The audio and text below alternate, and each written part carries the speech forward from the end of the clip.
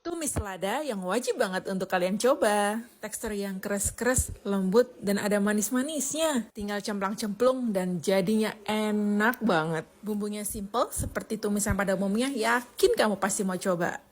Cuma dibumbuin saus tiram, gula, garam, udah enak banget. Masaknya cuma 5 menit doang. Udah enak, simple, waktunya nggak butuh waktu yang lama. Udah dapet hidangan seenak ini. Mari dicoba!